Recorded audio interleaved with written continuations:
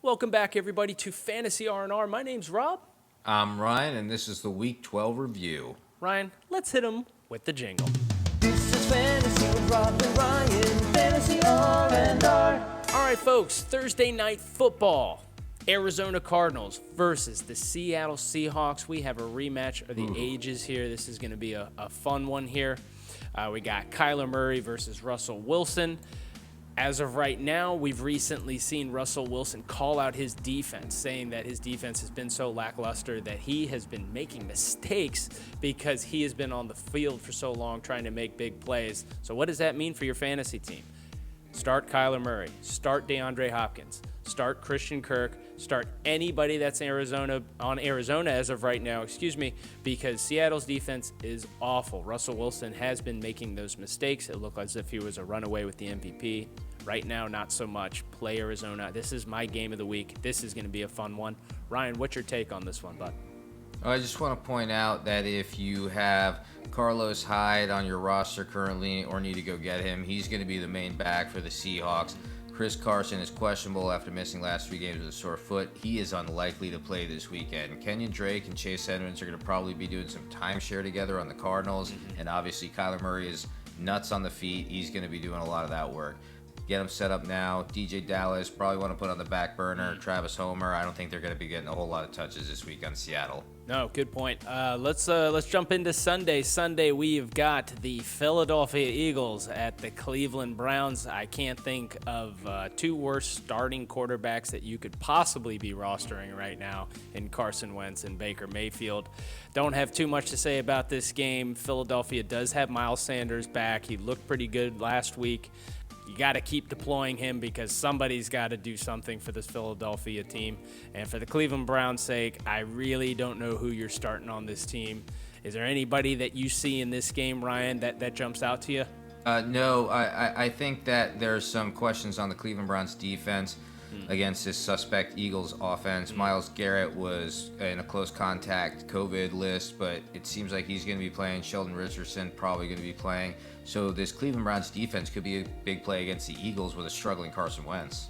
Sure thing. And if there's anything that jumps out to me that I noticed from last week, Jalen Reagor looks as if he supplanted Travis Fulgham as the lead wide receiver for the Philadelphia Eagles. If that means anything, I would be playing Reagor over Fulgham at this point going forward, as well as I believe Zach Ertz is supposed to start, so if you do have him on that IR, make sure to activate him this week. Jumping into the next game here on the docket, the Atlanta Falcons against the Drew Brees list New Orleans Saints. This one could get kind of ugly here on this one. There's talks that the New Orleans Saints are looking at either Jameis Winston or Taysom Hill taking some snaps under center. What are you seeing here in this game, Ryan? It seems like Alvin Kamara is going to be getting a lot of the dump-off passes from any quarterback that's involved, but Taysom Hill could be thrown into your lineups as a flex or a tight end play in ESPN formats this week. Jameis Winston may be taking the reins as the overall quarterback. And he gets a lot of volume, but is a turnover risk for your team. Absolutely. So temper your expectations with Saints this week. Jared Cook might be a hard tight end play. On the other side of the ball with Atlanta, Matt Ryan moves the football on pace for over 5,000 yards. Gurley's actually having a great season. Yes, a lot of touchdowns, even more touchdowns than Alvin Kamara has rushing-wise. And Calvin Ridley is going to continue to be a solid play for your wide receiver position. I would look for Hayden Hurst to be a sneaky tight end play against the Saints this week. Yeah, I do agree. And who would have seen that at the beginning of the year, Gurley having more touchdowns than Kamara? Jumping over into the Cincinnati Bengals at the Washington football team. Yes, I'm going to continue making that joke.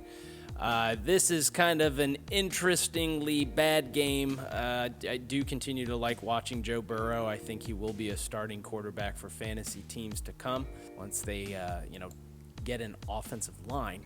The Washington Redskins has a very interesting tandem going on in their backfield with J.D. McKissick, as well as, you're going to have to help me out, Ryan. Who is that running back? The other running back. We're gonna have to go back. Antonio Gibson, and I do like your J.D. McKissick waiver pickup from yesterday. If everybody remembers that, if you're in those PPR, flex format leagues, double flex, super flex leagues, you want to put J.D. McKissic on your team. He's probably going to get a lot of dump-off passes from an Alex Smith, who doesn't want to see any more leg injuries befell the Washington football team. That's right. Jumping over into another classic game here, the Detroit Lions at the Carolina Panthers. Man, we're hitting rock bottom here. The Lions are looking to see if Matt Stafford is going to play. They say there is something wrong here with the ligament in his thumb, as well as on the flip side, the Carolina Panthers might be without Teddy Bridgewater. He did play limited, and it has been confirmed that Christian McCaffrey will not play this week, again with the shoulder injury that he sustained 2 weeks ago. Any sneaky plays you see in here, Ryan, for either one of these teams? I'd actually stay away from this game altogether if you can. You still got Kenny Galladay, Hawkinson, Marvin Jones Jr., all these guys on the questionable list. As you were saying, Teddy Bridgewater, questionable, Matthew Stafford, questionable. Mike Davis, if you've got him in your lineups after the Christian McCaffrey fallout, maybe you start him, but that's about it. Sure, and even we've seen Mike Davis kind of slow down. I know there was a lot of hype in him, but we know that Carolina has got to be chomping at the bit to get Christian McCaffrey back, albeit haven't been all too good this year. It is nice to see him play and dominate the way he does. It's very unfortunate he's not playing against a very suspect rush defense with Detroit. Moving on, we have the 9-0 Pittsburgh Steelers at the Jacksonville Jaguars, who actually survived a bloodbath last week from the Green Bay Packers and had a very close game. So this could be pretty interesting, Ryan. What are you looking here at this game? I would like to say that the Jaguars have an excellent running game this season, despite all of my doubts about James Robinson. I think our offensive line has been very healthy, and we do have a talented offensive line. You guys know I'm a Jacksonville Jaguars fan. But Ben Roethlisberger is an MVP candidate with over 2,000 yards passing, 22 TDs in the air, 4 interceptions. James Conner is doing his thing, even though people in the fantasy world perceive he's slowing down. Juju Smith-Schuster is actually on pace for about 900 to 1,000 yards. That might be a shock. However, with James Robinson doing so much damage in the backfield this year as an undrafted free agent, the Steelers have a terrible run defense, and this could be a difficult day for them on November the 22nd at 1 o'clock p.m. Yeah, this could be very interesting. I do agree with what you're saying. I really liked what I saw from Jacksonville's defense against the Packers last week. I believe they picked off Rodgers twice, if I'm not mistaken. I just really, truly, and I said this at the beginning of the year, I know we just started this podcast not too long ago, I thought Pittsburgh was going to be a criminally underrated team. Ben Roethlisberger has been spinning the ball this year. I mean, there's just so many targets to go around in that team. I feel people, like you had said with James Conner, it's this preconceived notion that, oh, he's slowing down. It's like, no, there's so many weapons to go around with this team. You just don't know who they're going to go to that game. Chase Claypool being the guy who was a breakout rookie this year out of Notre Dame. Nobody was calling his name. So it's going to be interesting. I'm really looking forward to that game. And with that, let's jump over into the Tennessee Titans against the Baltimore Ravens. Lamar Jackson might be struggling. You're not taking Lamar Jackson out of your lineups. You're just not doing it. Derrick Henry, wouldn't say is struggling. I think this is because of the fact that Ryan Tannehill more or less has been figured out. Everyone's preparing for the rush, saying, okay, Tannehill, let's show us that arm. And he has had a hard time throwing the ball down the field. He's one of these quarterbacks when his back's up against the wall, he's got to make the big play. And I think defenses have been adjusting to Tennessee.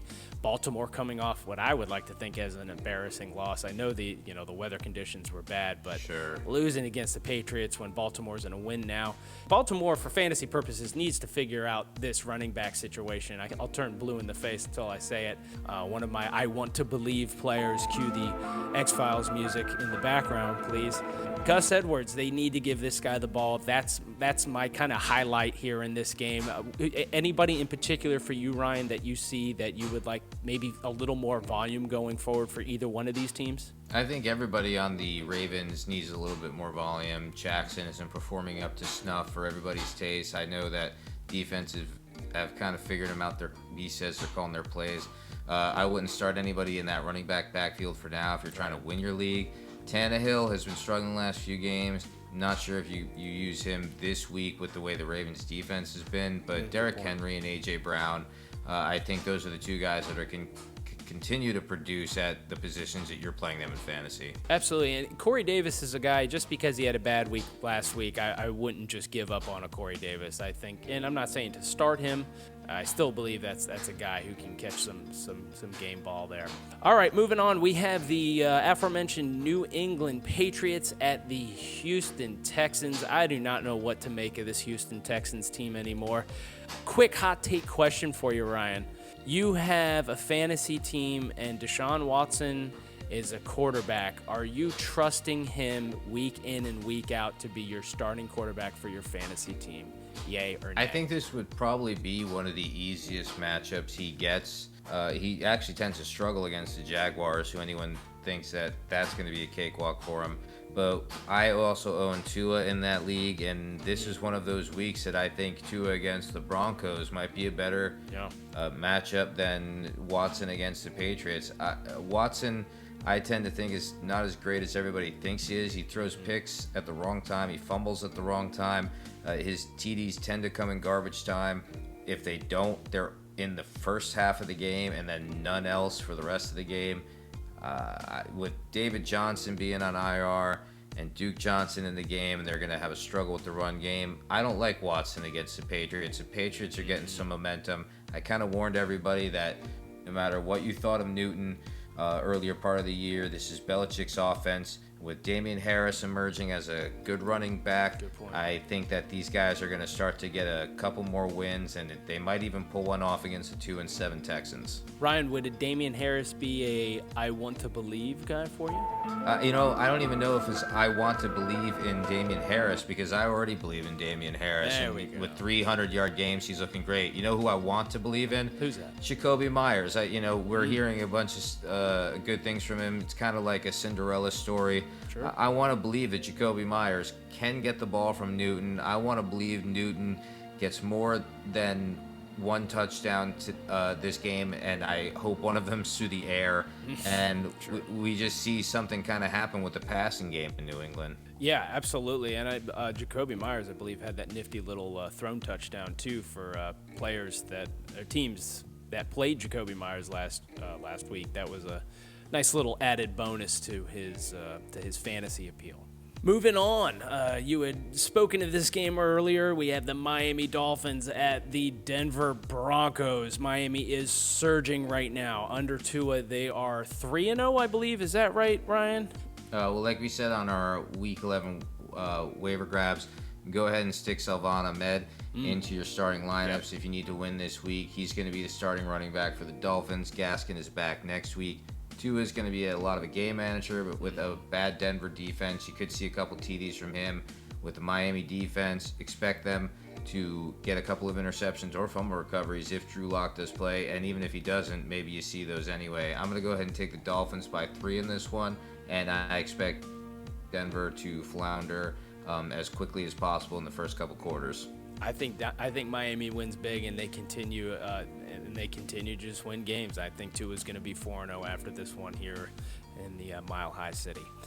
Moving on, we have the New York Jets. Yes, they still exist at 0-9 against the Los Angeles Chargers. I think, as I had said, Herbert seemed rattled last week. I think he comes back, bounces back, has a huge game. Look at Mike Williams. You're looking at Keenan Allen. Keenan Allen, look at both of them for scoring touchdowns this week. I think this is not going to be good. I think this goes down quick. I think if the Jets, again, maybe a shining, maybe a little bit of light for them. They're saying that LaMichael Pirine is going to get the majority of the handles at running back. We've heard this before, but maybe this is finally the week that Adam Gase is smart and decides that, Frank Gore's not going to do anything for him. Let's see what we got in this Gators running back moving forward. Anybody in particular looking at here, Ryan? No, obviously with Herbert on pace for about 4,000 yards and Keenan Allen becoming the top wide receiver once again on the Chargers, you want to start those guys. Our Week 11 waiver ad was Kalen Ballage. Yes. You could put him in for this week to get you some points in a PPR format with carries and receptions. Excellent. Moving on, we got a very, very good game. We have the Green Bay Packers at the Indianapolis Colts. This was actually my go-to game of the week until I just said I can't get enough of Kyler Murray. We got Rodgers, we've got Rivers, a combined age of, 140. Who cares? This game is going to be so much fun. I think there's a lot in store for both of these teams, with Green Bay and Indianapolis making a run for the playoffs. I think this is more of a bigger win for Indianapolis. The way that division's been shaken out, they got to Tennessee now, and they're tied with them atop their division. But Packers galore. We had spoken of Alan Lazard coming back, and now they're saying he's limited at practice today. They don't know if he's going to take all the counts. And with that, the Indianapolis Colts have a very interesting running back situation going on. Ryan, maybe you could talk about that a little more for me.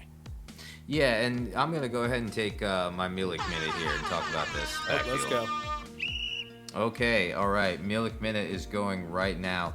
With Jonathan Taylor taking a back seat and Jordan Wilkins not becoming a big thing in the passing game or the running game, I think what you have to look at here is Nyheim Hines to step up and be the hot hand for Frank Reich. Now, one of my gripes here is what we're seeing in a lot of leagues is guys picking up these hot waiver ads like this, Nyheim Hines, your Kalen Balash, and they're putting him on their benches and they're not starting him for that week. We have no guarantee that Nyheim Hines is going to be the running back going forward. So if you see him get multiple touchdown games in a row, multiple touchdown games in the season, multiple games where he's getting more snaps than all the other running backs, put him into your lineup and play him. He's not doing you any good on the bench. He's not doing anybody else any good if you've got him sitting on the bench. If you're just looking to handcuff a guy, you take a guy who's the backup to someone who's already on your team. And that's what I have to say about that. If you've got Nyheim Hines as a waiver pickup this week, put him in your lineup. That's my Milik minute. Let's move on. Dallas Cowboys at Minnesota Vikings. Yeah, I mean, this is going to be a rough one to watch. I mean, I think we've heard some rumors that Andy Dalton may be back for this game. Zeke Elliott's been a rough play for everybody. If you have Zeke Elliott, you probably want to roster Pollard. I don't think you touch any of these wide receivers on Dallas. On Vikings side of the ball, they probably are going to run the ball down Dallas's throats with Dalvin Cook. However, Justin Jefferson and Thielen have proven to be solid, competent wide receivers at this point. If Cousins would stop turning the ball over so much, he'd be an elite QB this year. If and/or butt fumbles, that's correct. Okay, moving on, we have the Kansas City Chiefs against the Las Vegas Raiders. Kansas City is looking to get back at their lone loss this year. How do you not play Patrick Mahomes? How do you not play Travis Kelce? How do you not play Tyreek Hill? For Las Vegas, there's plenty of other options, not named Derek Carr, who infuriates me. Ryan, anybody in this one for Sunday Night Football that you can tell me about that somebody maybe I might have missed? This might be the game of the week for me, I have to say, because Patrick Mahomes is going to try and get revenge on this Las Vegas Raiders defense. Derek Carr has been formidable this year. Derek Carr has 16 TDs to 2 interceptions. Of course, Mahomes has 25 to 1. Edwards-Helaire on pace for 1,000 yards. Josh Jacobs on pace for 1,200. Travis Kelce, number 1 tight end in the league. Darren Waller, number 2 tight end in the league. Start everybody in this game. This is going to be one of those barn burners, I think. I think it's going to be down to the wire. We could see a point total of maybe even 70 to 80 here. If you have any of the guys on this team, I say play them. There's really not much of an injury report, and it's going to be awesome. So this is my game of the week. I'm going to go ahead and take the Chiefs by 7 and see if they do get that revenge game. That's excellent. Good analysis, Ryan. I'm going to go ahead and use my Masio minute. Let me know when you are ready. And I would like to get a little something off my chest about one of these Chief players that just really irks me the wrong way. Yeah, I want to hear that Masio minute. You go ahead and start right now. LeVeon Bell. A few years ago in the ESPN league that both Ryan and I are in, and Ryan's the commissioner, I had the second or first pick, doesn't matter. I drafted LeVeon Bell. I've held on to LeVeon Bell. I held on to LeVeon Bell the entire time of last year. Signs his contract 2 years ago when he sits out for a whole year, and then he gets to the Jets and he's injured and he's not producing, and now this year he's not producing, and then he gets traded to the Chiefs. This is going to be awesome, and he still sucks. LeVeon Bell, you got what you deserve. These crybabies today that aren't making enough money, they're not doing what they want. You know what? You got what you deserve. And for anybody that drafted LeVeon Bell, that thinking that this guy was going to reclaim any type of productivity that he used to have, shame on you. I have you, sir, because I have had you in a dynasty league, and I am so close to dropping you because your little measly 3 to 4 to 5, 6 points a game just isn't cutting it. And I'd rather hold on to a guy like Myles Gaskin, albeit injured right now, was producing more, that I think has scored more points than you have combined in the last 3 seasons in the limited amount of time he had before he got into his injury.